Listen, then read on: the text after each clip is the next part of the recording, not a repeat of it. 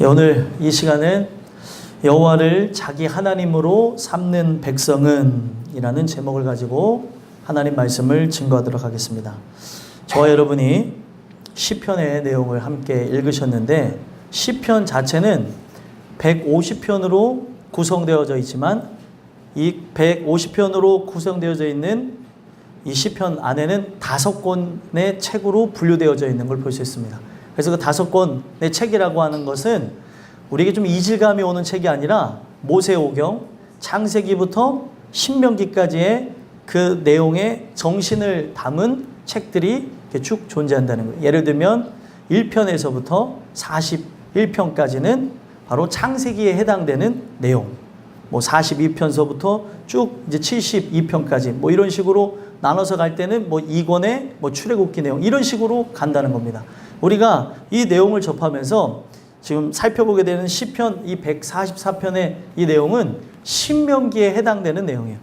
그러면 신명기에서의 핵심이 무엇이냐면, 하나님이 우리에게 언약을 주신 것, 말씀을 주신 것을 다시 기억해 보라는 거예요. 9세대와 같이 실패함으로 나가는 인생 되지 말고 하나님의 말씀과 함께 요단을 건너 바로 새 땅으로 들어가라는 거예요. 그러면 오늘날 우리가 다시 복음 앞에 무릎을 꿇고 오늘 우리에게 허락하시는 주의 말씀 아래 나아가는 걸 통해 어떤 일들이 일어나는 것이냐면, 그 요단을 건너서 죽음의 강을 건너 저 영원한 천국으로 가는 이야기들을 하고 있다는 겁니다. 저와 여러분은 오늘 이 주시는 이 내용을 통해서 내가 정말 그 하나님의 그 말씀에 의해서 살아가는 존재인지 다시 한번 생각해 보며 그 십자가 복음 앞에 우리가 마음으로 무릎을 꿇고 나가는 은혜가 있었으면 좋겠습니다. 그래서 여러분들 보시면 제목이 뭐죠?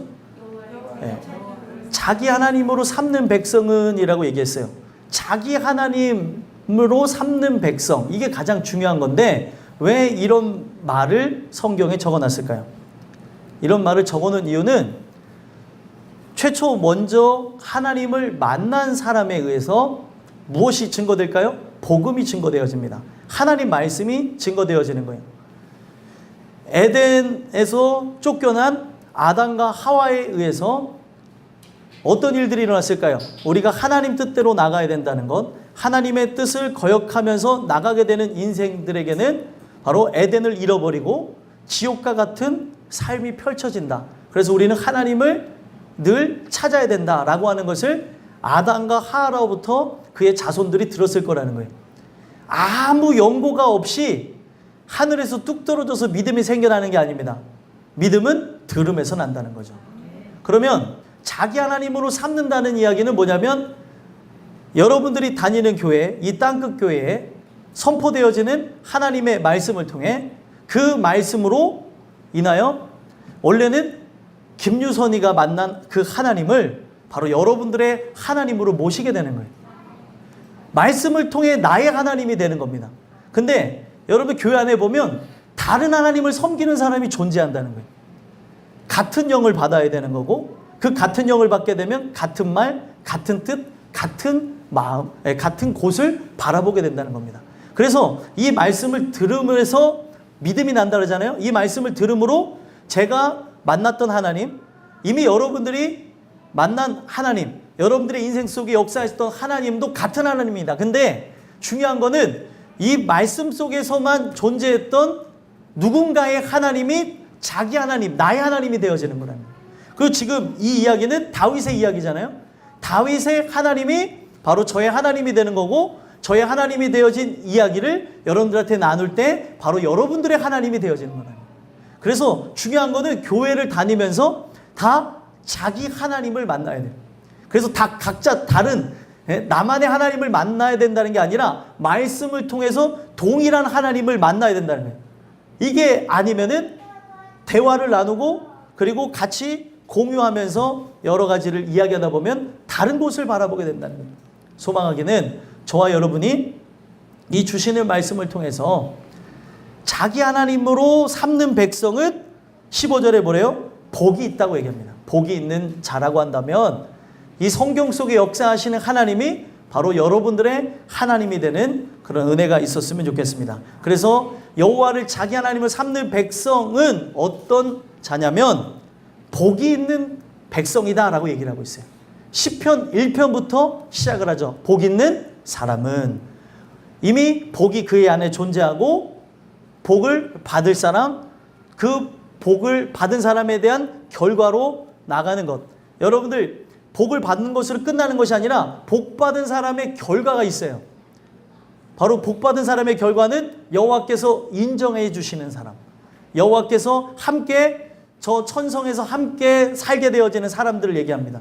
오늘 여러분들과 저는 이 주시는 은혜를 통해서 자기 하나님으로 삼는 백성은 복받은 존재인데 그 복받은 존재들에게 어떤 일들이 일어나는가 한번 살펴보셔서 나는 복 있는 사람인가 아니면 복이 아직 없는 사람인가 살펴보셔서 우리 모두가 복 있는 사람으로 하나님을 찬양하며 나가는데 부족함 없게 되기를 간절히 소망합니다. 그래서 오늘 본문을 통해서 세 가지 말씀을 드리고자 하는데요. 첫 번째로 여호와를 자기 하나님으로 삼는 백성은 어떤 백성이라고요? 복 있는 백성, 복 있는 사람으로서 복 있는 사람은 바로 그의 생각, 그의 생각을 셀 수 없음을 알게 되어진다는 거예요.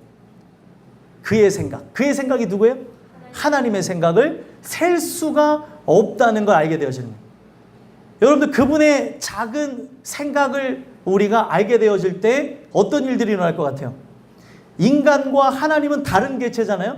다른 개체인 죽을 수밖에 없는 하나님의 피조물인 또 하나님의 은혜가 아니면 영원히 지옥 갈 수밖에 없는 우리가 하나님의 생각을 알게 되어졌어요. 어떤 일이 일어날 것 같아요? 하나님의 생각이 나에게 들어오게 되어지면 감사가 터져나는 거예요.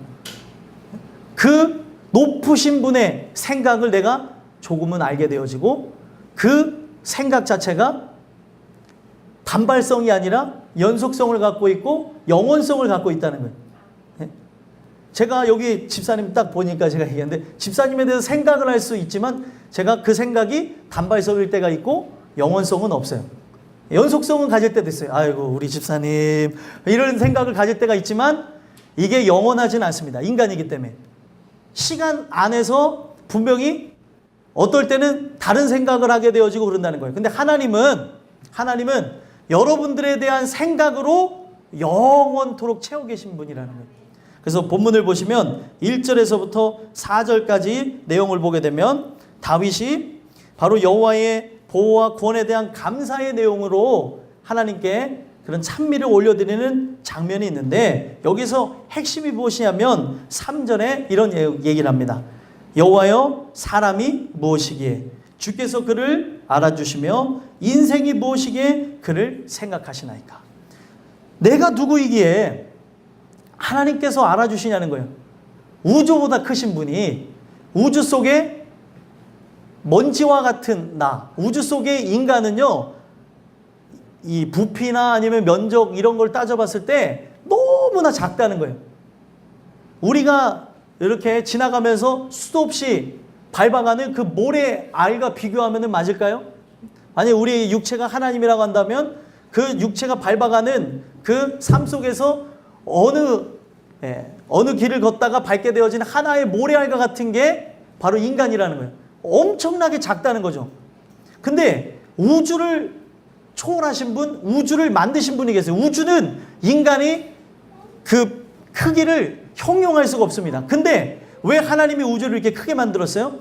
내가 바로 우주보다 큰 존재라는 거죠. 만유 위에 계신 분, 이 세상 모든 만물 위에 모든 것을 주관하시는 분이라는 걸 가르쳐 줍니다. 근데 그 크신 하나님이 우주 속에 그 역사 속에 사라질 수밖에 없는 나, 기억될 수도 없는 나를 기억하셨으니, 나를 생각했으니 어찌 감사를 안 하겠냐는 거예요.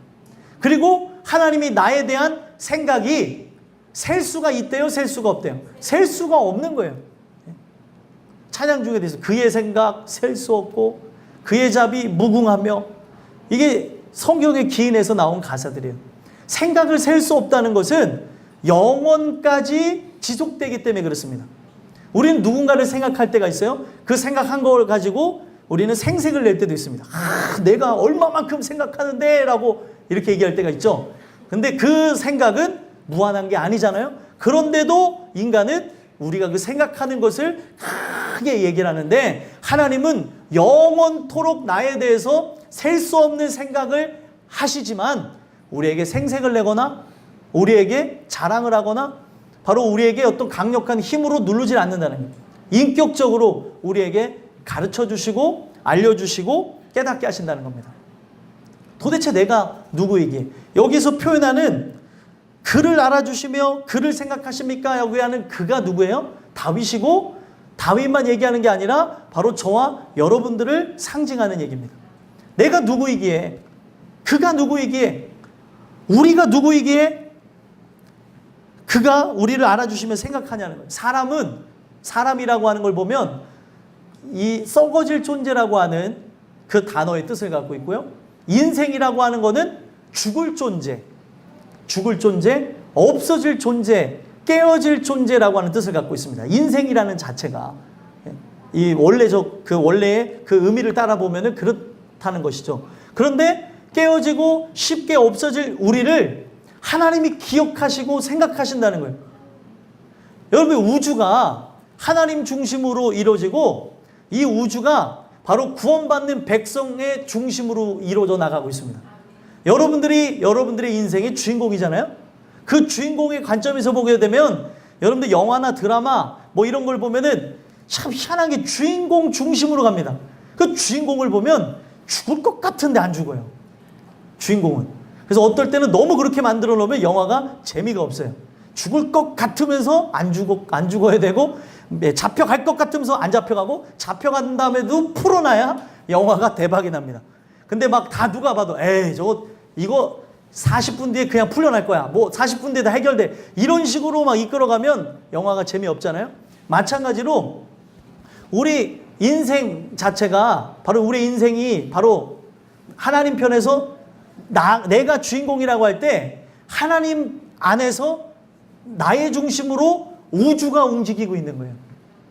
감사하잖아요. 우주가, 저 태양이 나를 비춰주는 거지 옆에 사람 비춰주는 거 아니에요? 그런 생각 해보고 사셨어요? 야, 오늘도 해가 나를 보고 빵긋빵긋 웃네. 해가 나를 비치네. 미쳐서 그런 건 아니고요. 네, 정상입니다. 정상인데 해가 나를 향해, 달빛이 나를 향해, 모든 것이 나를 향해서 시간과 공간과 그리고 모든 부분이 나를 향해서 이렇게 가고 있다는 거예요. 왜요? 하나님이 나에 대한 생각이 많기 때문에 오늘도 날씨가 화창한 건 누구 때문이에요? 나 때문이에요.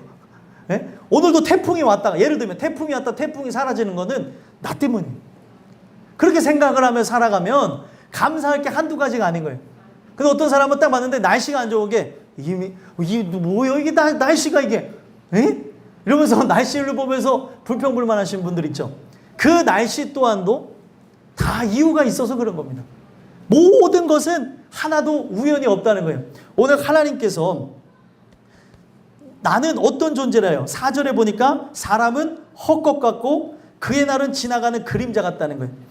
사람은 헛것과 같고 그림자 같은데 그 하나님이 나를 생각해 준다는 거예요. 이 헛것과 같다는 이 내용은 우리가 후 하고 내쉬는 숨하고도 비유를 할 수 있습니다. 그러면은 내가 그냥 하루에도 숨을 몇 번 쉴까요? 뭐 세 번 사람이 없으니까 셀 수가 없겠지만 지금 1초에도 나는 숨을 한 번 이상 쉴 수도 있잖아요. 사람에 따라.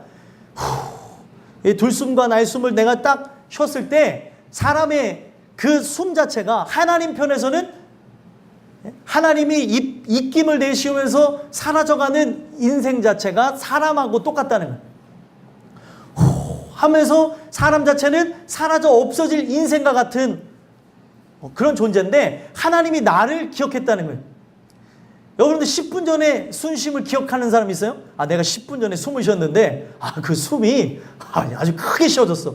이런 분들은 없습니다. 자연적인 거예요. 사라지는 겁니다. 근데 하나님은 우리를 향하여서 어떻게 보면 사라져 없어질 것 같은, 겨울날에 후 하면서 나오면은 입김처럼 나와져서 사라질 존재 같은 나인데 우주 속에 나는 정말 작은데 나를 기억하신다는 거예요. 근데 그런 하나님인데 우리가 어찌 감사를 안 하겠냐는 거예요. 그의 생각은 태초 이전서부터 시작해서 나라고 하는 존재가 역사 속에 존재하고 그 영원한 삶까지도 그 생각이 지속되어지는데 어찌 감사를 안 하겠냐는 거예요.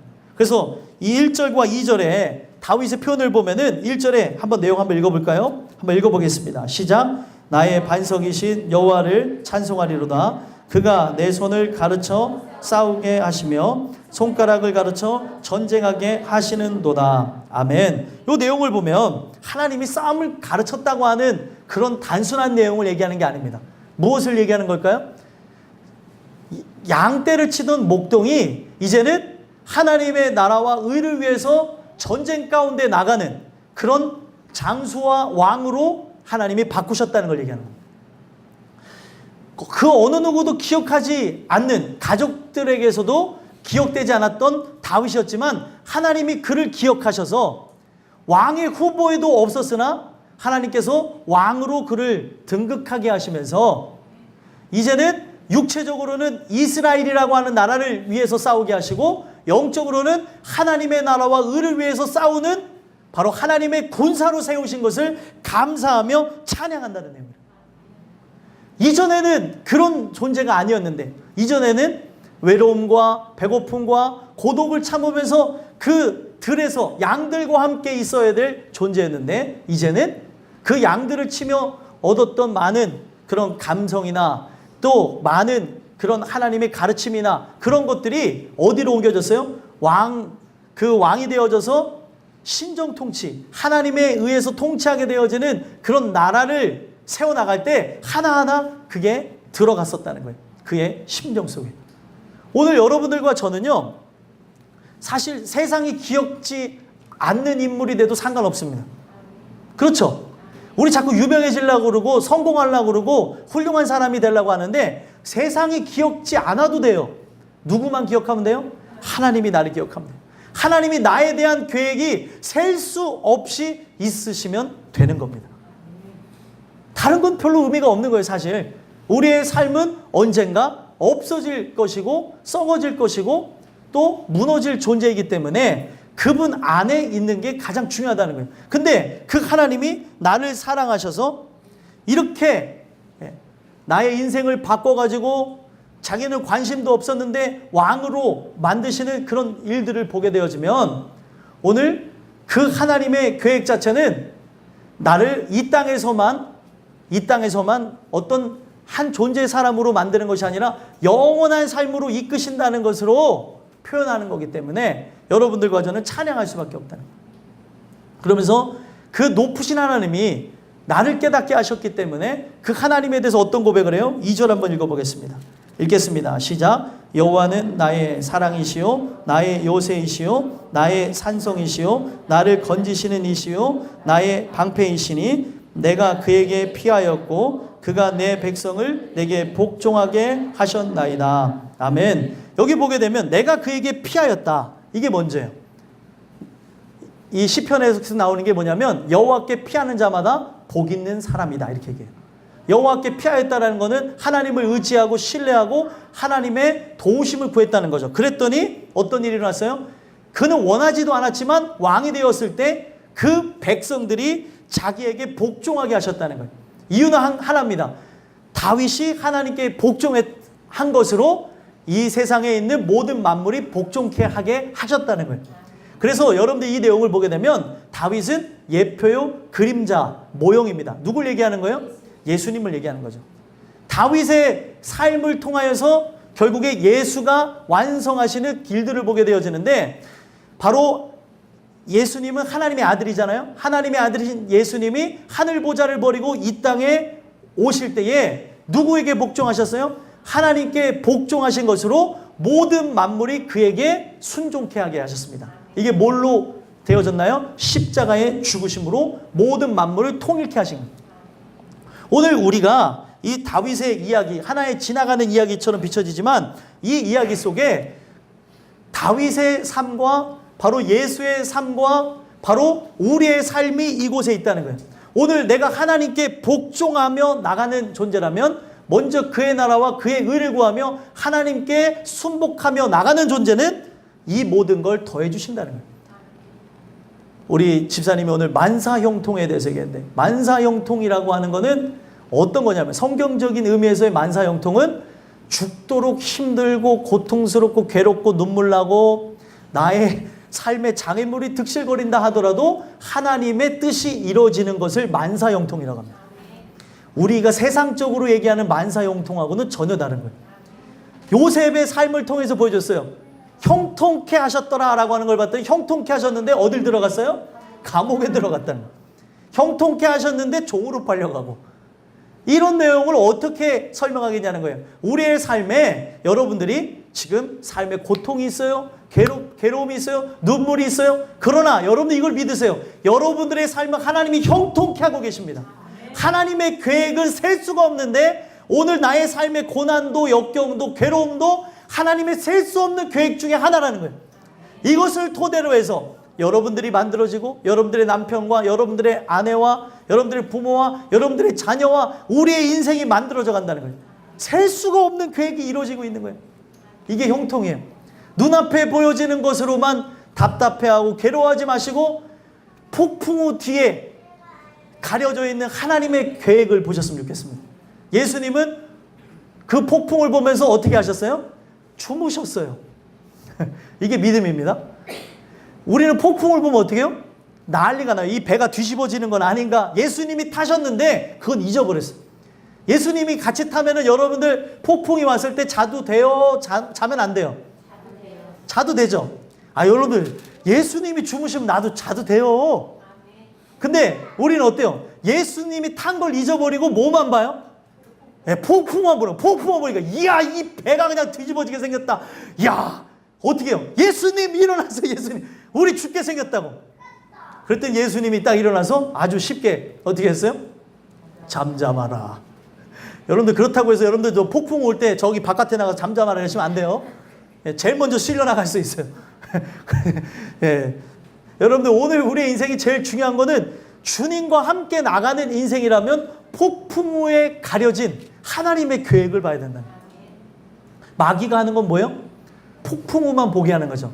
마귀가 하는 거는 상황, 환경, 형편, 처지를 보고 비관하고 눈물 짓고 좌절하고, 그리고 우리의 삶에 어떻게 해요? 이 좌절하다 못해 생을 포기하게끔까지 만드는 게 마귀가 하는 것입니다.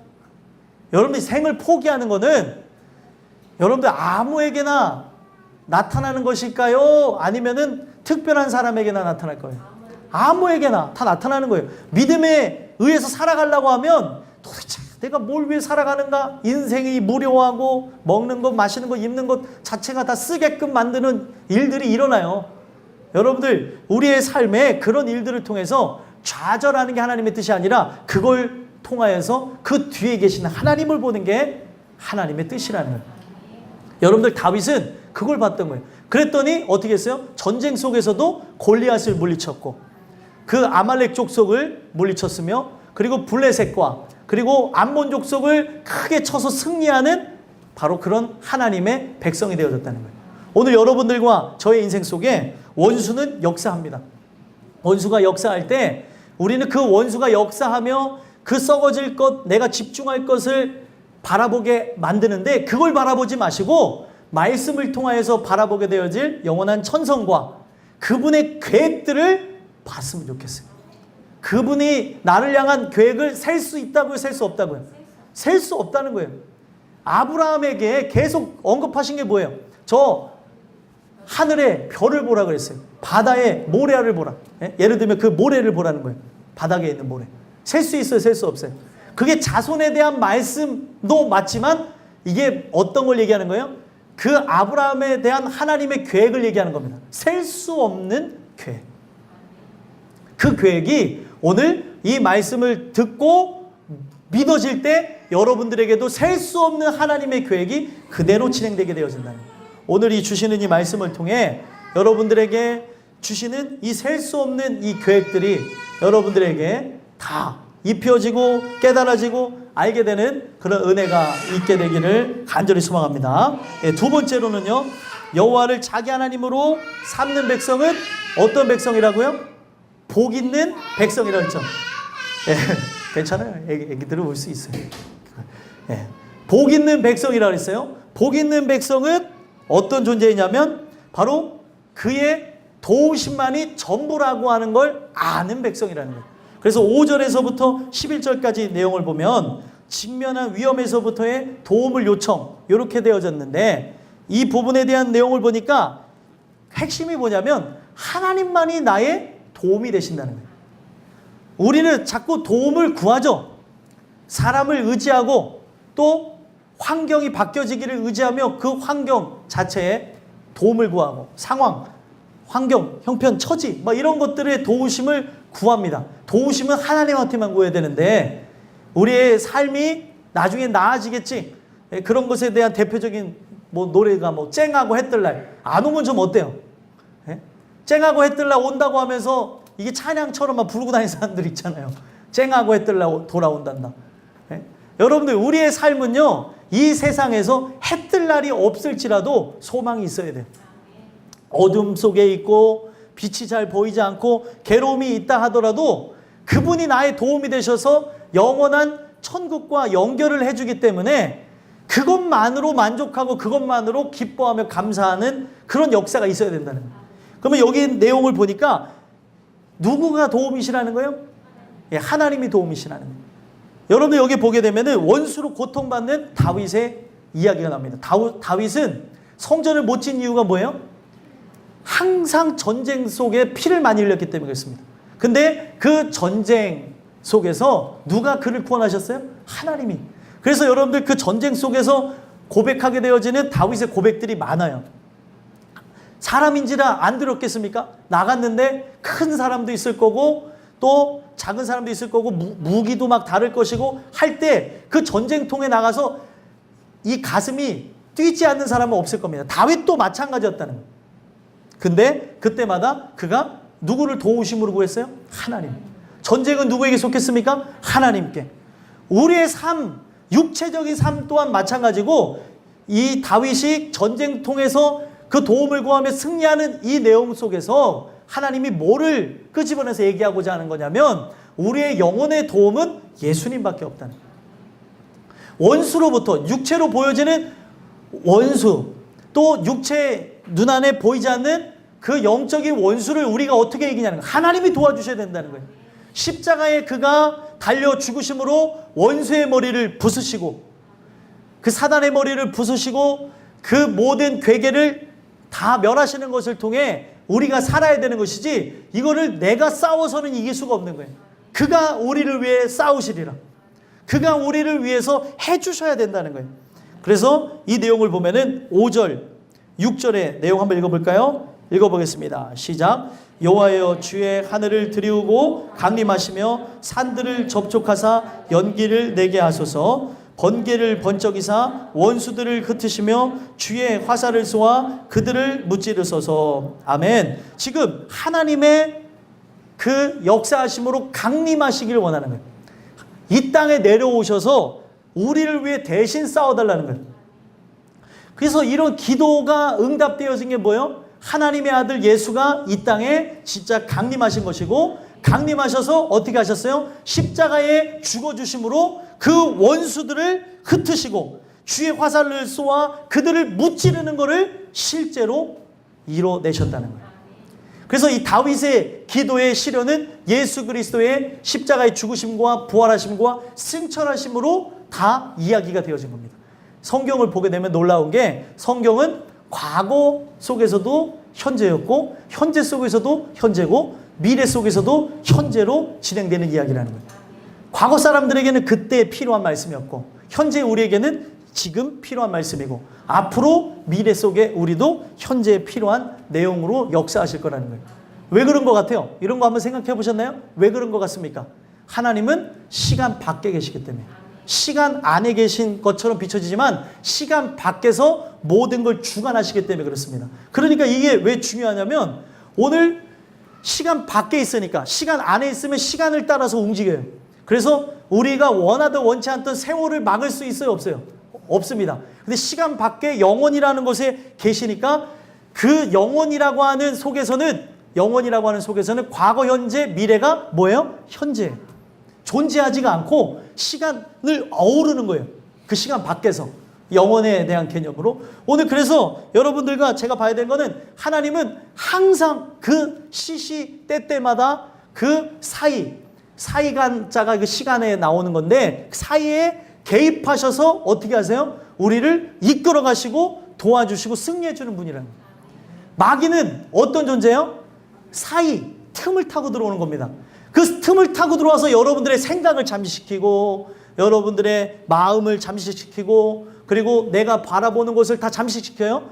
똑같이 그 틈을 타고 들어오는 마귀가 역사하듯이 하나님도 나의 인생 사이사이 곳곳에 들어오셔서 이끌어 가시는 분이에요. 그래서 그분이 나를 붙잡아 주시고 깨닫게 하시고 나의 눈을 뜨게 하셔야 잠들지 않게 되는 거고 그 영원한 하나님의 뜻 안에서 그의 도우심을 구하며 영원한 천국으로 나가게 되어진다는 거예요. 오늘 여러분들과 저는 이 다윗은 거기까지 본 거예요. 은혜로. 여러분들과 저는 은혜를 통해서 이루실 그 예수 그리스도의 그 영원한 나라까지 보게 되는 역사가 있었으면 좋겠습니다. 그래서 십자가를 부르짖는 다윗의 모습을 보게 되어지는 거예요. 그래서 7절에도 보시면 한번 읽어볼까요? 읽어보겠습니다. 시작. 위에서부터 주의 손을 펴사 나를 큰 물과 이방인의 손에서 구하여 건지소서. 아멘. 위에서부터 해달라는 거예요. 위에서부터 해달라는 게 뭐예요? 하나님이 결국에 이 다윗의 입 속에서 나왔던 이 고백 또한 태초전에 이미 작정되어진 거고 그를 감화하셔서 앞으로의 계획이 입에서 쏟아져 나오는 거예요. 그리고 그 쏟아져 나와진 그대로 위에서부터 주의 손을 펴셔서 하나님이 일하신 내용이 뭐예요? 하나님이 이 땅에 와서 직접적으로 손을 펴신 것이 뭐냐면 십자가 사건이라는 거예요. 그래서 십자가 사건으로 나가는 예수의 행적을 보게 되면 어떤 부분들을 얘기하고 있냐면 그의 손을 펴사 그의 손으로 만지시니 그의 손으로 대심해 그 손에 대해서 계속 강조합니다. 이게 어떤 거예요? 하나님이 이 땅에 왔다는 거예요. 이 땅에 와서 진짜 죽을 수밖에 없는 나, 세상이 기억하지도 못하는 나, 어떻게 보면은 우주의 먼지로 사라져도 아무도 기억하지 못하는 나를 위해서 하나님이 사랑이 관건하셔서 이 땅에 오셔 나를 만지시는 거예요. 얼마나 대단한 일이에요. 별로 안 대단하신 거예요. 나에게 왔다니까요. 인구수를 따지면 72억 분의 1입니다. 좀 더 많아졌죠 지금. 72억은 또 옛날 이야기라 그러더라고요. 더 많아졌대요. 그 많은 사람 중에 택하셔서 오늘 말씀으로 터치하시는 거예요. 여러분들이. 말씀으로 임하여 주시는 겁니다. 그걸 만졌다고 얘기하는 거예요. 나의 심령을 만져주셨다는 거예요. 그분의 손길이. 우리 그 훌륭한 사람 아니면 높은 사람하고 만지면 어떻게 해요? 손을 안 닦는다고 말이라도 그렇게 하잖아요. 내가 그 손을 만져봤어. 여러분들 말씀을 통해 예수의 손을 만지게 되길 바랍니다. 못 자국 난 그 손을 실제로 만지는 게 아니라 말씀을 통해서 만진 것처럼 믿어지는 게 믿음이에요. 근데 오늘날 우리는 뭐예요? 예수의 손을 보여주세요. 예수의 형상을 보여주세요가 아니라 그 말씀이 믿어지게 했어요. 그걸 바꿔 기도해야 되는 거예요. 믿어지게 해달라 기도해야 된다는 거예요. 보지 않고 믿는 자가 복된 것입니다. 여러분들. 오늘 그 말씀에 의해 하나님이 나를 감화하시고 감동케 하시고 변화시키는 것을 여러분들 보게 되는 은혜가 있어야 된다는 거예요. 그래서 큰 물 이방인 손에서 구하여달라 그러죠. 십자가 사건이 분명히 우리에게는 뭐예요? 과거 사건이죠. 다윗에게는 십자가 사건이 뭐예요? 미래 사건입니다. 미래 사건이지만 어떻게 해요? 도와달라고 하는 걸 통해 현재로 진행해달라는 것이고, 그렇죠? 이미 시간 밖에 계신 분 안에는 십자가 사건은 내가 과거에 사는 사람이라면 미래에 이루어질 일이지만 시간 밖에서는 뭐예요? 이미 이루어진 거예요. 그래서 아까 전에 여성교회가 찬양했죠? 처음과 나중이라 그랬죠. 알파와 오메가, 시작과 끝, 처음과 나중. 하나님 안에서는 이미 이루어졌다는 거예요. 여러분 이게 대단한 얘기인데 이게 예? 시간 밖에서도 이미 이루어졌다니까요. 근데 오늘날 우리는 그 역사 속에서 역사 안에 살아가니까 이게 미래로도 되어지고 이게 과거로도 되어지고 그러는데 하나님 안에서는 시간 밖에 계신 분이니까 이미 이루어져 있는 거라는 거예요. 오늘 여러분들과 저는 제일 중요한 게 미래에 일어날 십자가 사건을 통하여서 구원해달라고 하는 지금 이 다윗의 고백이 여러분들 어떻게 됐을 것 같아요? 실제적으로 그에게 임하여서 그의 안에 평안함과 만족감과 안식을 누리게 되어졌다는 거예요. 오늘날 마찬가지입니다. 이 십자가 사건은 우리에게는 과거 사건이지만 실제로 우리에게 일어나게 되어지는 이 역사를 통해 저와 여러분이 어떤 일이 일어나는 거예요? 큰 물과 바로 그 이방인의 손에서 구원함을 얻는 역사가 일어났으면 좋겠습니다. 오늘 우리의 삶에 가장 중요한 게 큰 물이 뭐예요? 악한 거라는 거예요. 악한 거. 그 악한 그런 영의 역사로부터 그런 문제로부터 우리는 해방을 얻어야 되는 존재라는 거예요. 그래서 큰 물이라는 게 실제 물이 아니라 악한 세력을 얘기하는 거예요. 그걸로부터 우리를 구원해낼 수 있나요? 금류라고 하죠. 금류에 휘말렸다라고 하는 게 어떤 겁니까? 그 물결 안에 급하게 그 흘러가는 물결 안에 내가 들어갔다는 거잖아요. 급류를 휘말리게 되면 사람이 거슬러 올라갈 수 있나요? 없습니다.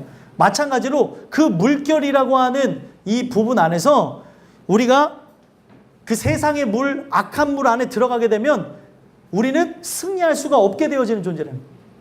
승리할 수 없게 되는 거예요. 근데 어떻게 해달라는 거예요? 이거 영적인 부분 얘기하는 거예요. 하나님만 이 악한 세력에 의해 빠지게 되어진 나를 건져내서 승리하게 하시는 거예요. 그래서 예수님이 의도적으로 이 땅에 오셔서 나는 이 세상의 물 그리고 죽음의 물, 악한 세력의 물 위에 섰다는 걸 보여주기 위해 물 위를 걸으신 거예요. 그냥 예수님이 아무 생각 없이 야, 나 능력 있어. 나 봐. 나 물 위를 걸은다 하면서 그런 내용으로 물 위를 걸으신 게 아니라는 거예요. 여러분들 예수님이 하신 이 모든 것들은 특별한 요한복음에는 7가지 표적이 나오지만 예수님이 하신 모든 것들은 표적으로 분리되어야 되는 거예요. 특별한 사인이 존재했다는 거죠. 그냥 기적 사건이 아니라 이 기적 사건을 통해 나를 의지하는 자, 나를 믿는 자는 뭐예요? 베드로가 결국에 물에 빠졌었으나 주님을 의지함으로 물 위에 섰던 것처럼 우리가 죽음 위에 서게 될 것이고 세상 위에 서게 될 것이고 악 위에 서게 될 것임을 얘기하는 거예요. 그래서 우리는 큰 물과 이방인의 손에서 구원하여 달라는 거예요. 그러기 위해서는 뭐예요? 십자가 사건, 죽음을 정복하신 예수님의 역사가 우리에게 임하여지만 살아난다는 거예요. 그 얘기를 하고 있는 거예요. 그러니 이 내용을 우리가 그냥 보게 되면 그냥 큰 물과 이방인의 손에서 건져달라는 내용이구나 라고 생각하겠지만 그런 내용이 아니고 이 내용 안에 이미 어떤 내용이 내포되어져 있는 거예요? 악한 세력으로부터, 죽음의 세력으로부터 나를 건져달라는 거예요. 이 건져달라고 하는 내용이 무엇입니까? 왜 이렇게 고백할까요? 8절 보니까 그들의 입은 거짓을 말하며 그의 오른손은 거짓의 오른손이니라.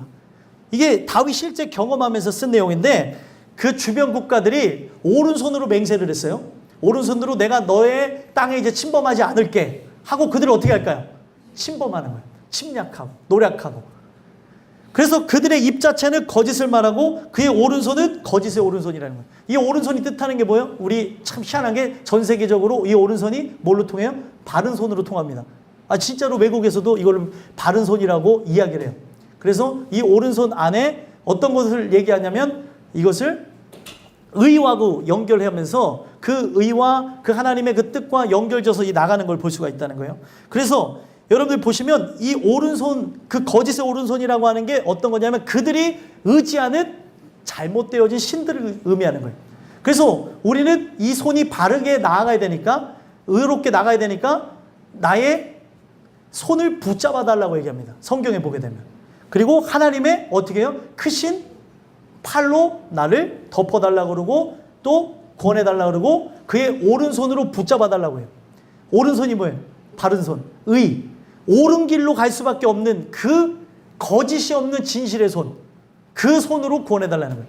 여러분 세상은 뭐예요? 세상은 나에게 다 주고 노력한 대로. 노력은 우리에게 분명 열매를 준다고 하면서 삶의 경쟁과 그리고 성공과 그리고 삶의 그런 도덕적인 높은 요구를 얘기하겠지만 이게 어떻게 되어지는 거예요? 허상으로 나가는 것으로 죽음으로 나가게 하고 있다는 거예요.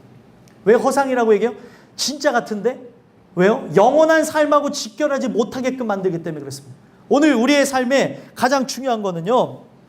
이 거짓의 오른손은 바로 우상들이 얘기하는 거고 진실의 오른손은 뭐예요?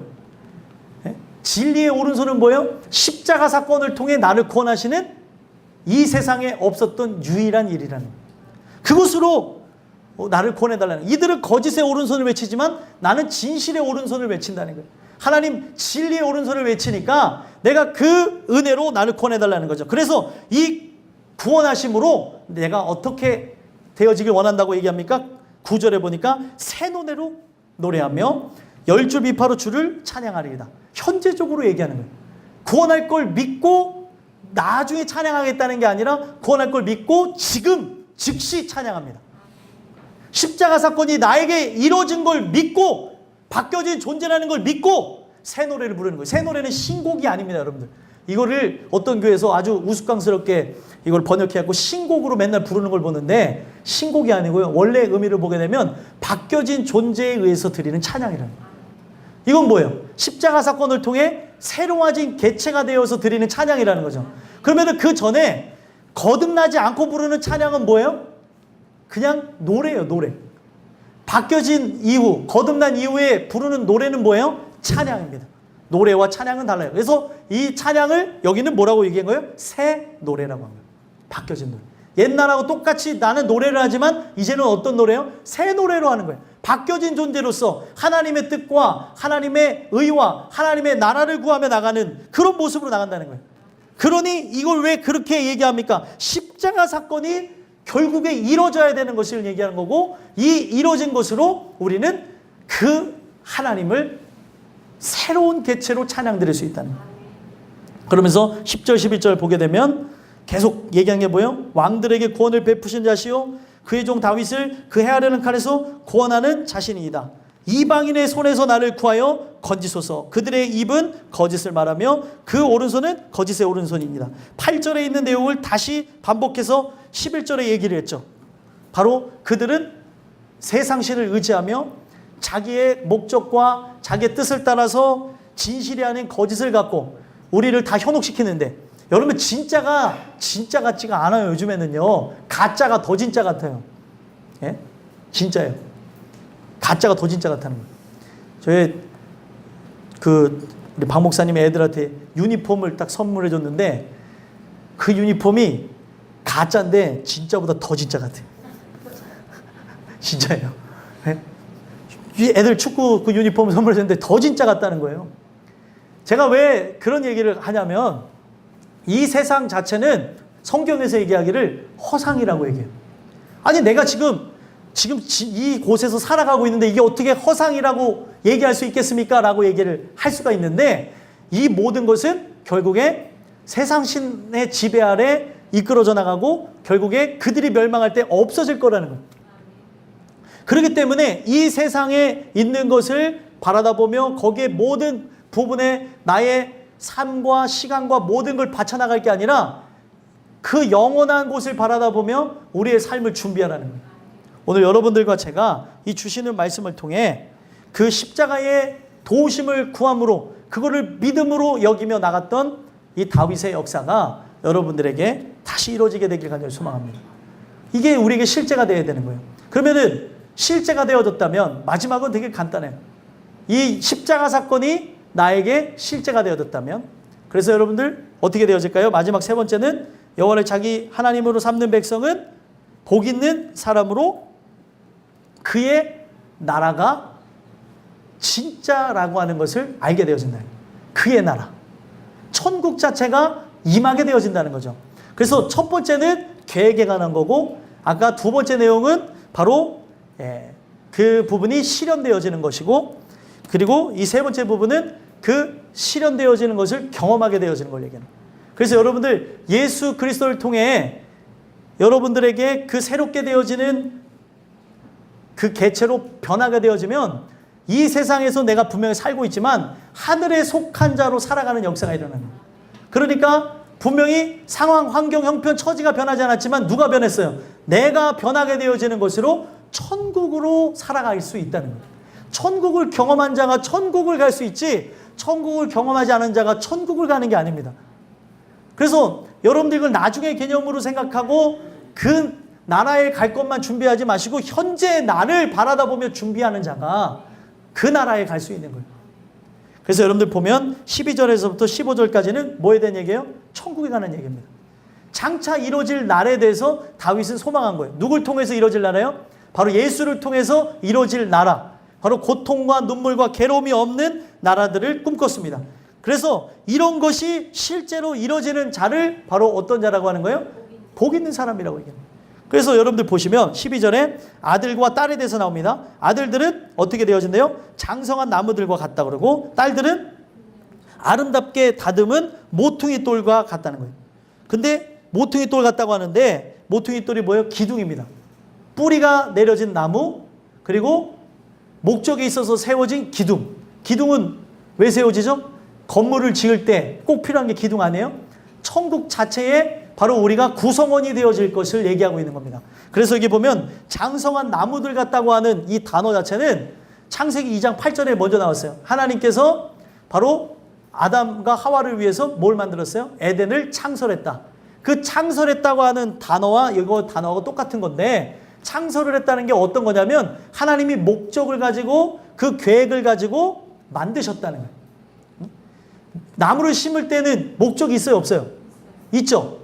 만약에 여러분들 옥상이 있다든지 아니면 정원이 있다고 하든지 뭘 심었어요. 심은 목적이 뭐예요? 네? 먹으려고 그런 거 아니에요? 심을 목적이 우리 식구들하고 먹으려는 거 아니에요? 아닌가? 네? 우리 교회 식구들하고 먹으려고 심는 거 아니에요. 집에 뭐 심은 거 있으면 좀 가져와 보세요, 좀. 네. 집에 또 심었는데 안 가져온 분들이 있으면 얘기를 하는 거예요. 농담입니다. 목적이 있어서 심은 거예요. 고추를 심는 이유가 뭐예요? 먹으려고 심는 거 아니에요? 하나님이 목적이 있어서 심는다는 거예요. 그래서 하나님이 설립했다라고 하는 거예요. 하나님이. 이 모든 것을 목적이 있어서 우리를 어디로 옮겨 심는 거예요? 천국으로 옮겨 심는다는 거예요. 이 내용이 창세기에서도 언급되었지만 시편의 다른 부분에서 우리를 어디로 옮기셨다는 거예요? 애굽에서 죽을 수밖에 없는 나를 가나안 땅으로 옮겨 심으셨다는 내용이 나와요. 그 내용이 뭐예요? 천국으로 우리를 옮기실 날이 온다는 거예요. 목적이 뭐예요? 천국의 구성원이 되기 위해서. 그리고 우리를 기둥으로 삼으신다는 이유가 뭐예요? 우리를 바로 영원한 구성원이 되어져서 그 나라를 이루시겠다는 걸 얘기하는 겁니다. 그래서 13절, 14절 보게 되면 백곡이 가득하고 우리의 양은 들에서 천천만만으로 번성하며, 그리고 수소는 무겁게 실었으며 우리를 침노하는 일이나 나아가 막는 일이 없으며 거리에는 슬피 부르짖음이 없을진데, 풍족함과 풍성함에 대해서 얘기를 하고 있는 거예요. 떨어질 일이 없다는 거죠. 양식에 대해서 고민하고 먹고 입고 마시고 사는 일에 고민할 일이 없다는 걸 얘기하는 겁니다. 그리고 가장 중요한 뭐가 없대요? 슬피 부르짖음이 없다는 거예요. 죽음에 대해서 고통받아 하고 죽음에 대해서 두려워할 이유가 없다는 거예요. 가장 인간이 통곡하는 때가 언제냐면 죽을 때예요. 가장 심각하게 통곡할 때. 내가 죽을 때도 통곡하지만 내 사랑하는 이들이 죽을 때 통곡합니다. 근데 그 통곡 소리가 없어질 거라는 거예요. 천국에서는.